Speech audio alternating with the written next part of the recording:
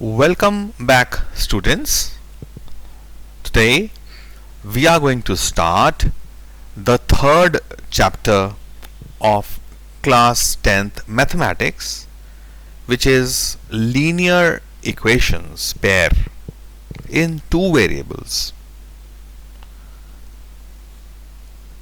ऐसी equations जिसमें दो variables हों like x and y. And I see how many equations? Two equations. That is why the word is pair of linear equations. We know, students, from the concepts of mathematics that if we have two unknowns, we need two equations to find a unique solution. दो equations हैं, मान लो एक equation है x plus 2y is equal to 3, एक equation है 4x minus 2y is equal to 7. इसमें दो वेरिएबल्स हैं x और y, और हमने इनका एक ऐसा आंसर ढूंढना है, x और y की एक ऐसी वैल्यूज ढूंढनी है जो दोनों इक्वेशंस को सेटिस्फाई करें. ऐसे क्वेश्चंस को करने के हमारे पास 5 मेथड्स हैं. 5 स्टाइल से हम इनको सॉल्व कर सकते हैं. वी हैव ग्राफ बनाकर सॉल्व करने का method, graphical method. We have elimination method, x और y में से एक को एलिमिनेट करेंगे. We have a substitution method. We have a method of cross multiplication, and the fifth method is method of reducing the linear equations in simpler form, right? Reducing the number of variables. So today we are going to learn that how do you solve these equations using graphical method. Okay, so graphical method हम आज करेंगे. Students, you will get questions worth 8 marks from this chapter. So 8% of class 10th mathematics syllabus is the contribution of this particular chapter. बड़ा beautiful सा chapter है, और जो हम skills यहाँ पर सीखते हैं equations को solve करने की, वो आगे जाके हमको physics में भी बहुत काम आती हैं, right? तो आइए, let's begin our today's work. सबसे पहली बात है भाई, what is a linear equation. And an linear equation ऐसी इक्वेशन जिसमें जो वेरिएबल्स होते हैं ना, एक्स वाई, उनकी डिग्री 1 होती है, उनकी पावर 1 होती है एक्स और Y. Then you don't have X square, you don't have Y square और वाई क्यूब और X cube. Both the variables X and Y की पावर 1 होती है. जैसे यहाँ पे हमने लिखा ax plus B Y equal to C. इसमें अगर दो वेरिएबल्स रहने हैं तो a भी 0 नहीं होना चाहिए और b भी 0 नहीं होना चाहिए, क्योंकि अगर a 0 हो गया तो x खत्म हो जाएगा, ax ही पूरा खत्म. 0 इंटू एनीथिंग इज 0. इस इक्वेशन को एक और स्टाइल से भी लिख सकते हैं, y is equal to mx plus C. y equal to mx plus C, इसमें भी दो वेरिएबल्स हैं, एक है x, एक है y. ये जो m होता है ना, उसको बच्चों स्लोप बोलते हैं, और जो c होता है उसको इंटरसेप्ट ऑन y एक्सिस बोलते हैं. y equal to mx plus C का ग्राफ बनाओगे तो एक स्ट्रेट लाइन आएगा, जैसे यहां दिखाई दे रही है ना आपको, ब्लू वाली स्ट्रेट लाइन. ये जो ब्लू लाइन है, इसमें जो m होगा वो उसकी स्लोप है. अगर इसको एक पहाड़ मान लो, पहाड़ की कितनी चढ़ाई है, हाउ स्टीप इज दिस पहाड़, ब्लू वाला पहाड़, उसको स्लोप बोलते हैं. और ये c जो है, यहाँ पे देखो y एक्सिस पे ये ग्राफ y एक्सिस को c पॉइंट पे काटता है, तो इसको बोलते हैं इंटरसेप्ट ऑन y एक्सिस. इस बात को समझने के लिए हमको अच्छे से ग्राफिंग के अपने टूल्स जो हैं वो उसको समझना पड़ेगा. पहले भी मैंने आपको एक बार ये इक्वेशन को हम ग्राफ कैसे बनाते हैं वो सिखाया था, बट मैंने कहा था कि जब हम थर्ड चैप्टर पे आएंगे तो मैं और अच्छे से आपको सिखाऊंगा. तो बच्चों, आज वो दिन आ गया जब हमको ये ग्राफ्स बनाना सीखना है. तो welcome to this lesson, graph को सीखने का लेसन. यहाँ पर ये जो हम ब्लैक लाइन देख रहे हैं, this is a line which is the line for y is equal to x plus 0. 1 by 1 क्या होता है बच्चों? यहाँ पे देखो 1 by 1 means 1, so basically y is equal to x. y equal to x का ग्राफ है ये. y equal to x का मतलब क्या कि अगर मैं x को 0 लूँगा तो y भी 0 होगा, अगर मैं x को 5 लूँगा तो y भी मेरा 5 होगा, अगर मैं x को कुछ भी ले लेता हूँ, राइट, अगर मैं x को 1 लूँगा तो y भी मेरा 1 होगा, x को 2 लूँगा तो 2 होगा, 5 लूँगा तो 5 यहाँ पहुँच जाएंगे हम. तो y इक्वल टू x जो है उसका ग्राफ जो है उसमें अगर मैं उसको अपने इस स्टाइल में लिखूं y equal to mx plus c में, तो m कितना आएगा? y इक्वल टू x में m तो 1 आएगा और c कितना आएगा? 0. दैट मीन्स ये ऐसी लाइन होगी जिसका जो ओरिजिन में से गुजरेगी, 0 में से गुजरेगी, जैसा हमको यहाँ पे दिख रहा है ना. लुक हियर, ये लाइन कहाँ से गुजर रही है? 0 में से गुजर रही है. नाउ अगर मैं इसको कर दूं y equal to 2x plus 0, y equal to 2x, ये लाइन है हमारे पास, है ना. अब आप देख सकते हो इस ब्लैक लाइन की जो स्लोप है वो ग्रीन से तो ज़्यादा ही है, इसकी स्लोप 1 थी. अगर मैं इसको कर दूं 3x, देखो ऐसी हो गई. सेव करता हूं. y equal to 4x, 5x, 6x, 7x, बढ़ती जा रही है, राइट. अब मैं इसको let me go again to 1 second, इसको मैं इसको कम करता हूं, स्लोप कम कर रहा हूं हियर. तो मैंने इसको क्या किया, लेट मी इसको मैं 1 करता हूं, इसको मैं अब मैं इसको बढ़ाता हूं, हाफ करता हूं. y equal to half x, green वाली line y equal to x है, अब हाफ x मतलब स्लोप 1 से भी कम हो गई. अगर मैं इसको करूंगा 1/3 of x, 1/4 of x, 1/5 of x, 1/6 of x, right. और अगर मैं कर दूं इसको 0x, y equal to 0x plus 0, तो ये तो x एक्सिस ही बन गया, तो x एक्सिस बन गया. तो 0 स्लोप का मतलब ये बिल्कुल पंजाब की प्लेन्स हैं, राइट. और अगर मैं इसको 0 कर दूं,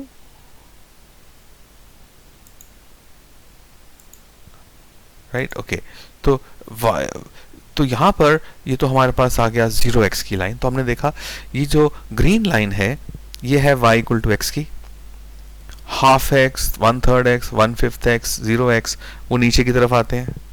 और अगर मैं इसको चला जाऊं 2x, तो ग्रीन से हम ऊपर की तरफ जाना स्टार्ट हो रहे हैं. 3x, 4x, 4x, 5x, 6x, 7x, 8x, 9x, देखो स्लोप बढ़ती जा रही है ना, 10x, 11x, राइट. और इनफाइनाइट जाऊंगा तो बिल्कुल y एक्सिस पे पहुंच जाऊंगा. अब हमने आपके साथ अभी तक जो चीज पढ़ी वो सिर्फ हमने स्लोप को वेरी किया, राइट. स्लोप को वेरी किया. मैं लाइन को रेज करता हूं, this is y equal to x. अब मैं स्लोप इतनी रखूंगा. अब मैं इंटरसेप्ट को बढ़ाता हूं, मैं इसको बनाता हूं बच्चों से 1. y इक्वल टू x कौन सी लाइन है? वो तो ग्रीन लाइन है.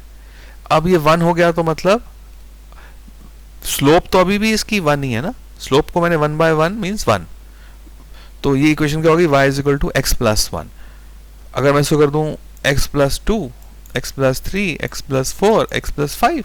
अब देखो x plus 5, y equal to x plus 5 और y इक्वल टू x का ग्राफ कैसा है, x प्लस 0 का ग्राफ कैसा है? दोनों एक दूसरे के पैरेलल हैं, दोनों की स्लोप 1 है. x का कोफिशिएंट यहाँ पर भी 1 है और x का कोफिशिएंट यहाँ पर भी 1 है. लेकिन ये जो ब्लैक लाइन है वो कहाँ से गुजर रही है?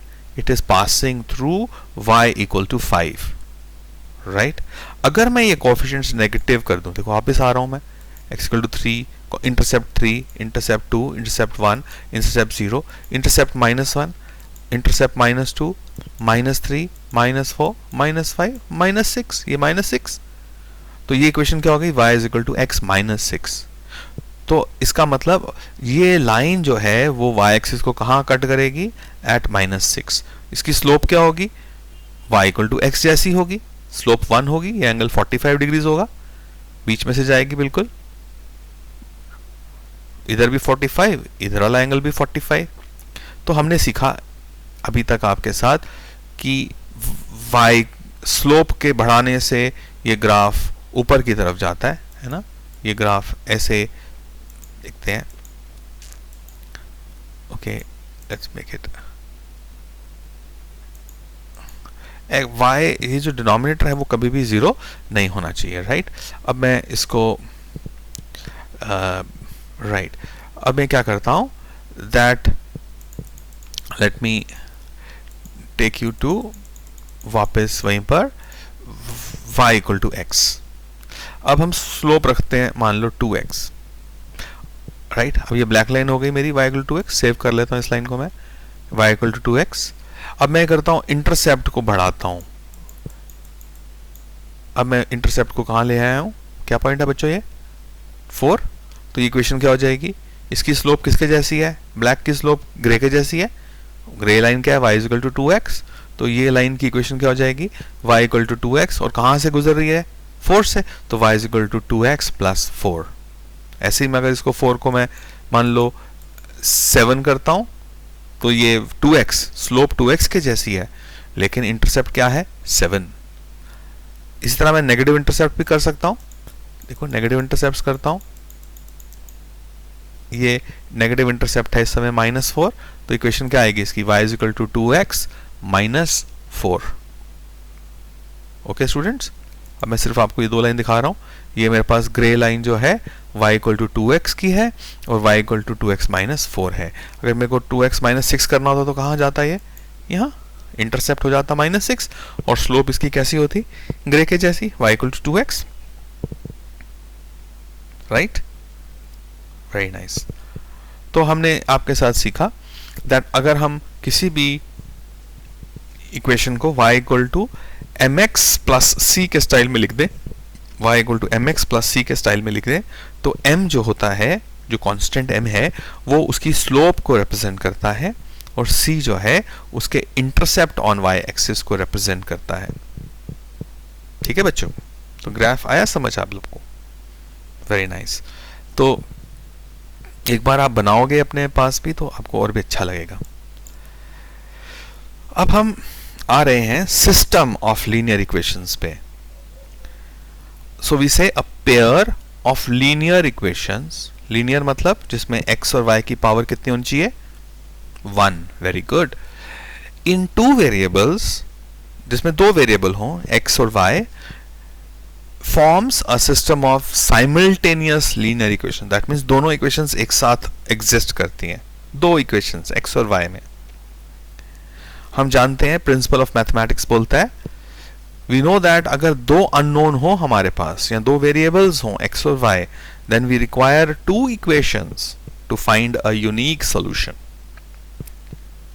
अभी तक हमने आपके साथ पढ़ा हुआ है सिर्फ 1 वेरिएबल 9th क्लास में ना। अब हम 2 वेरिएबल्स पे आ रहे हैं, और ये सोल्यूशन कैसे ढूंढते हैं of the system of simultaneous linear equations.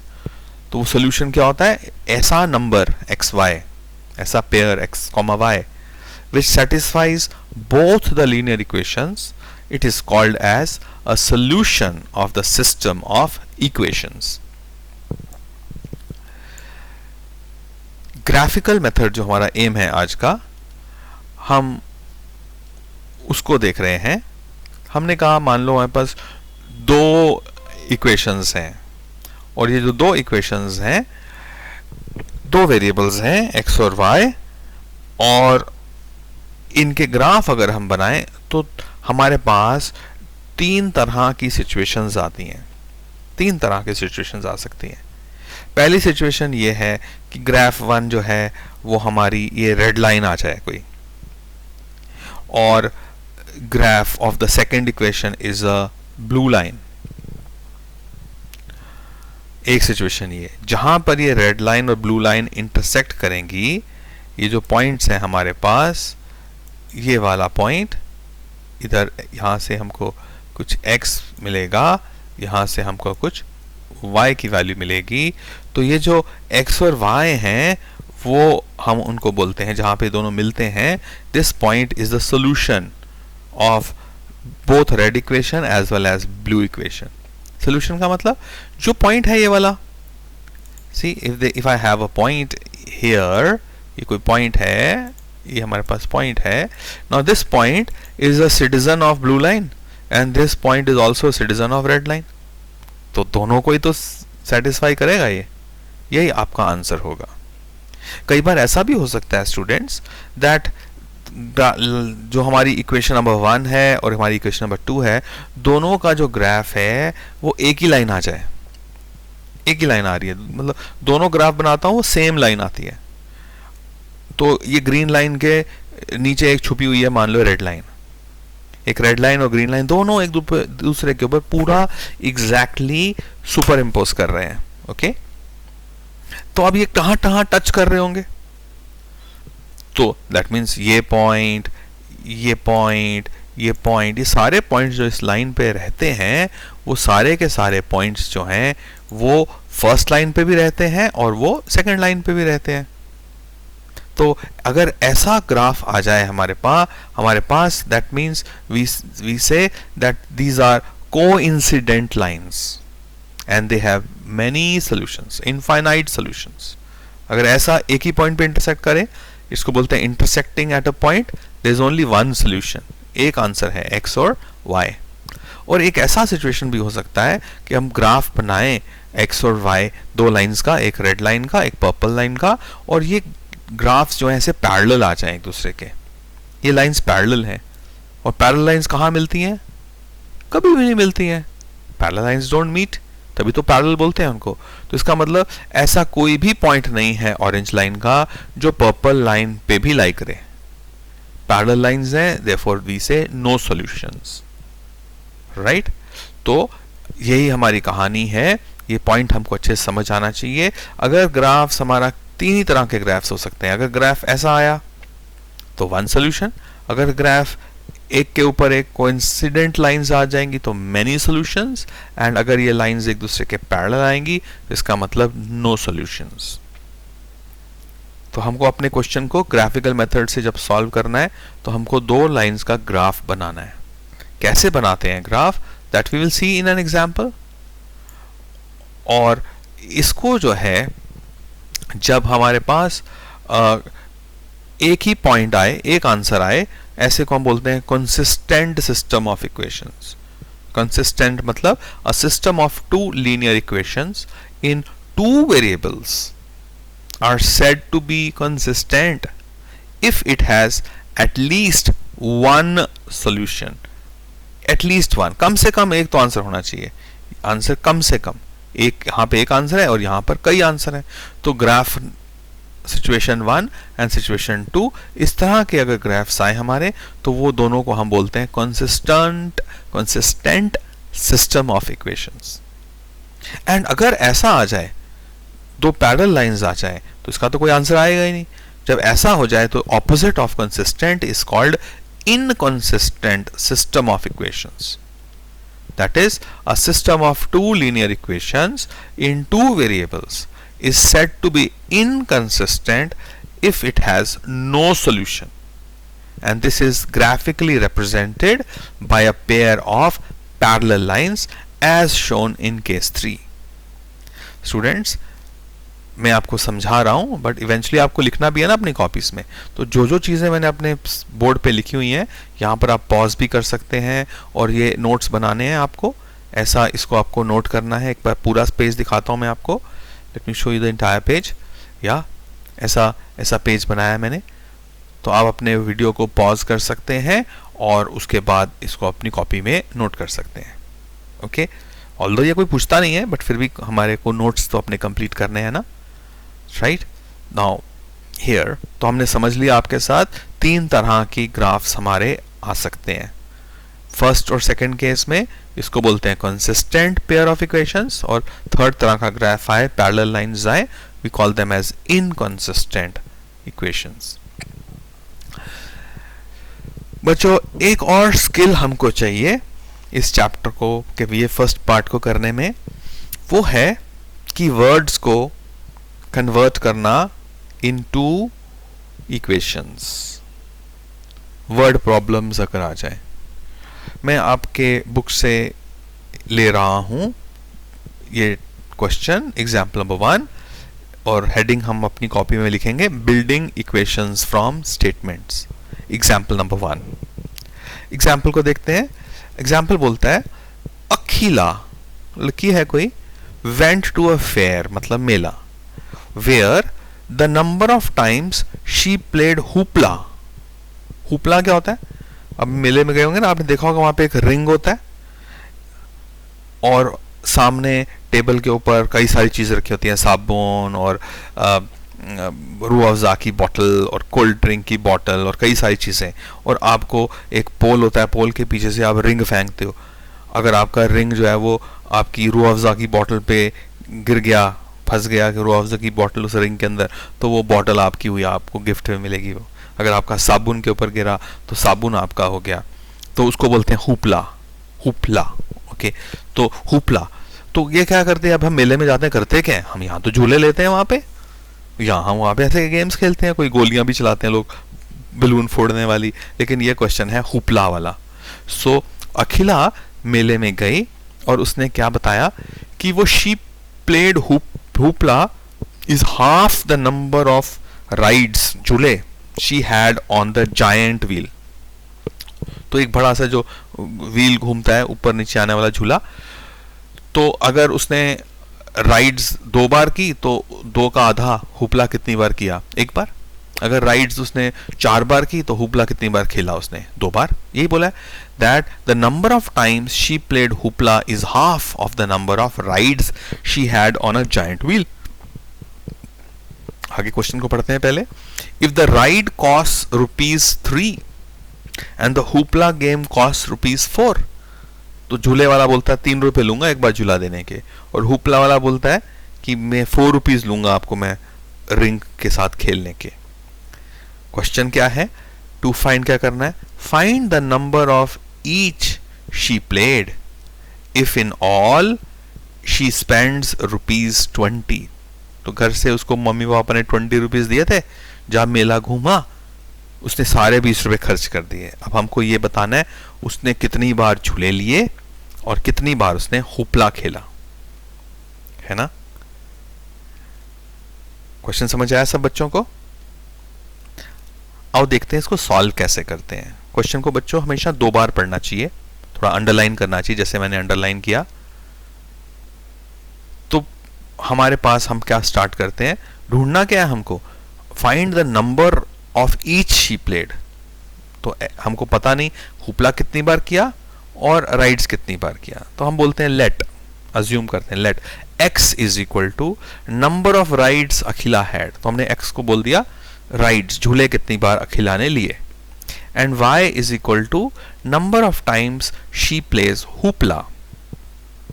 Okay बच्चों, now according to question, ATQ का मतलब according to question.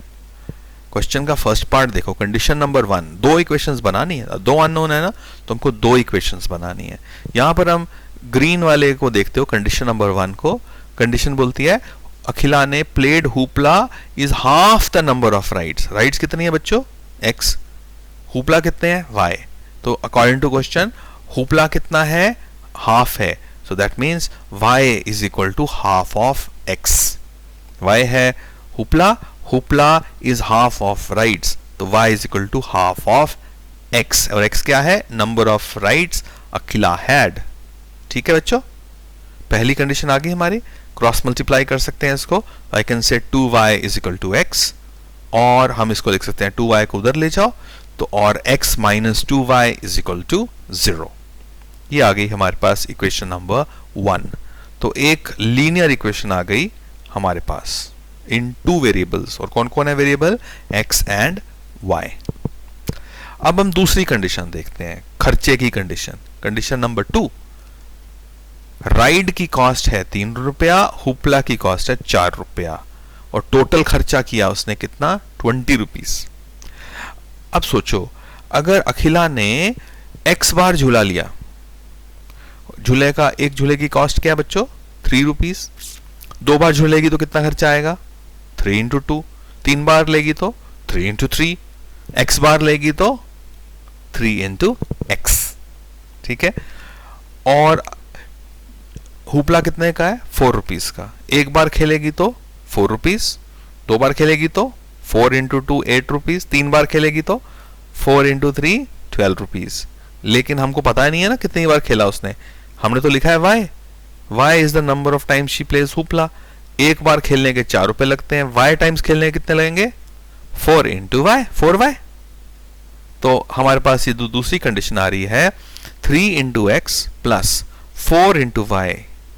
3 into x क्या बता रहा है? कितना खर्चा किया झूले पे। 4 इंटू वाई मतलब कितना खर्चा किया उसने हुपला खेलने पे। और टोटल खर्चा कितना है? ₹20। So I will say according to the second condition 3x plus 4y is equal to 20. This is my equation number 2. Now these equations represent the algebraic expression of the equation given in the question. तो words को हमने convert कर दिया into equations. पहला step हमारा खत्म हो गया। अब हमको आंसर ढूंढना है ना, और वो भी ढूंढना है कैसे? आज मेथड के साथ, ग्राफिकल मेथड के साथ। सो क्या करेंगे अब हम? these equations जो हैं उनको हम ग्राफ बनाएंगे। so let us represent these equations graphically. the solution of these equations is shown in the table below. पहले मैं यूज कर रहा हूं इक्वेशन नंबर 1 को, और वो क्या बोलती है? x और y के मैं बनाता हूं, टेबल बनाता हूं। और क्योंकि ये स्ट्रेट लाइन आना है, और स्ट्रेट लाइन 2 पॉइंट्स में का स्ट्रेट लाइन, तो मुझे 2 ही पॉइंट्स चाहिए। तो एक बार मैं ले लेता हूं, ये मेरी क्या है equation? x is equal to 2y या y is equal to half of x, ऐसा कुछ भी ले सकते हैं। सो अगर x मेरा 0 होगा, x को मैं 0 ले लेता हूं, x को 0 लूंगा तो 2y भी 0 हो जाएगा, तो y कितना हो जाएगा? 0। x 0, y भी 0। अगर x को मैं 2 ले लूंगा, सोचो मैं x को यहां पे x को 2 ले लेता हूं, 1/2 इंटू 2 1। तो that means when x is equal to 2 y is equal to 1। When x is equal to 2 y is equal to 1। ये मैंने कंडीशन नंबर 1 को यूज किया। फिर अब मैं दूसरी कंडीशन क्या है हमारी? 3x plus 4y is equal to 20, यही थी ना? 3x plus 4y equal to 20। और I can say 4y is equal to 20 minus 3x, और क्रॉस मल्टीप्लाई कर दूं, y is equal to 20 minus 3x by 4। तो मैं टेबल बनाता हूं x और y का। अगर मैं x को 0 ले लूं, 0 लूंगा, तो ये चीज 0 हो जाएगी। 20/4 कितना होएगा? 5। अब मुझे ऐसा x सोचना है कि मेरे पास कोई इंटीजर ही आ जाए। अगर मैं सपोज x को 4 लेता हूं, तो 4 3 जा 12, 20 माइनस 12 8, 8/4 2। तो y जो है वो 2 आता है जब x की वैल्यू क्या होती है? 4। 2 ही पॉइंट्स काफी हैं हमारे लिए। अब हम क्या करेंगे? ग्राफ पेपर लेंगे। अगर आपके पास अभी ग्राफ पेपर नहीं है लॉकडाउन के टाइम पे, तो आप अपना कॉपी के ऊपर भी अपना आप स्केल का इस्तेमाल करके आप ऐसे मार्क्स बना सकते हैं। ओके। अब हम बच्चों क्या कर रहे हैं? हम दोनों इक्वेशंस को प्लॉट करेंगे। एक इक्वेशन थी हमारे पास x minus 2y equal to 0, x minus 2y equal to 0 first वाली इक्वेशन। तो एक पॉइंट है, कहाँ से गुजरती है? वो 0 0 से, और जब x 2 होता है तो y की वैल्यू 1 होती है।